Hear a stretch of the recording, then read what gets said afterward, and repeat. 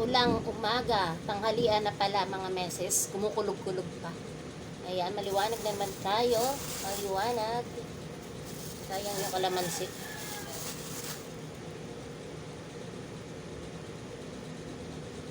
Ito, palabok tayo mga meses. Ito ay tanghalian, umagahan. At ako'y katatapos lang maglaba. Hindi pa ako nag-almusal. Bali, ang oras ay mga mag-11 na yata. Naglaba muna ako. Nagkapila ako kanina. Naglaba muna ako at sabi ko yung pagkatapos ko na ako magkain. Ay, ang pasok ko ay alas 3 ay ito kasama na sa tanghalian mga meses ko. Kain tayo. Si Jade ay nasa school pa. Kaya solo ako. Ito ay almusal nila. Ay sobra. Sabi ko huwag kayong bibili ng sobra eh. Nagda-diet nga ang tao eh. Wow!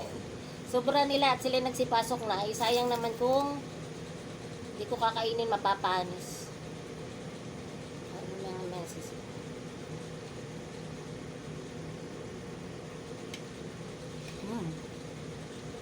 Sarap.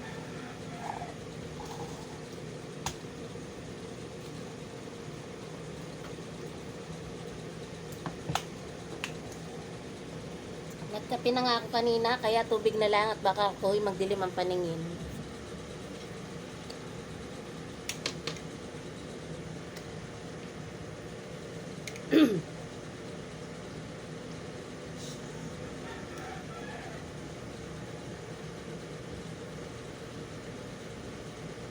Buto.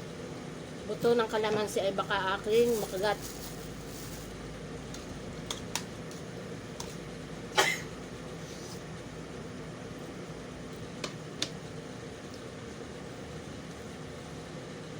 Sarap.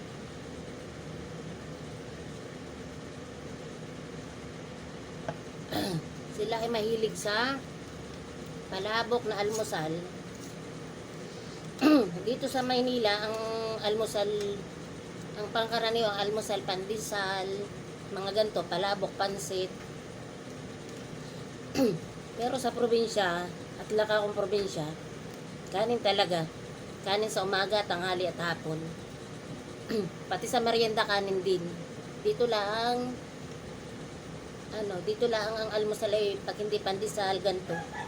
Mga pansit, spaghetti, palabok. Kaya nahirapan din ako mag-adjust nung kakadating ko lang dito. Pero sanay na.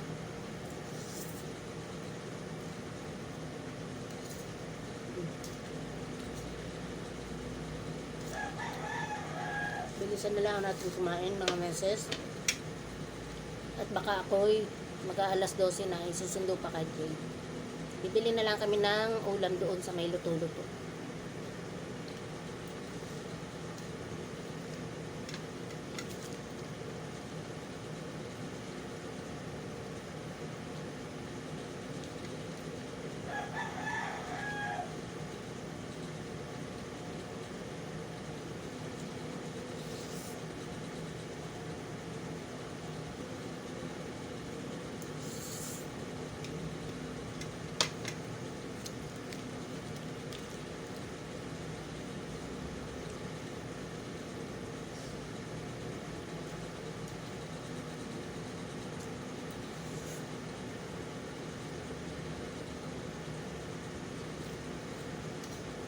Ito ang ating ipalaman.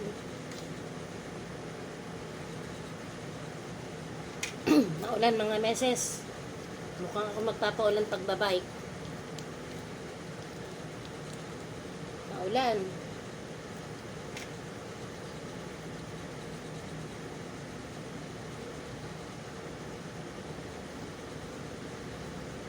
Sarap.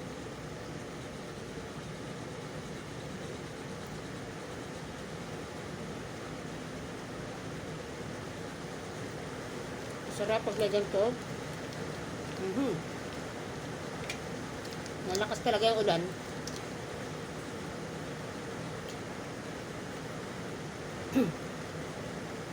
Nung isang gabi ay ako'y naglusong.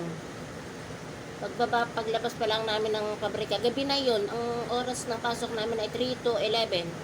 Paglabas namin ng 11, talagang baha hanggang hita, mga meses ko, ay ako'y nakabike.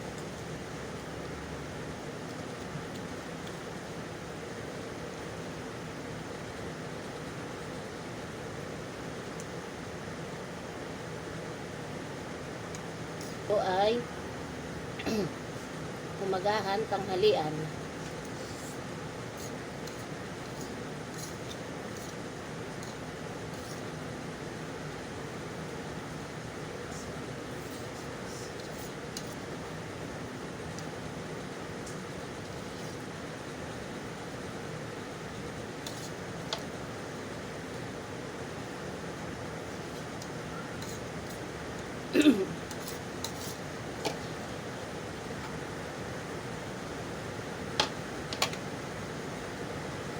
Sarap mga meses.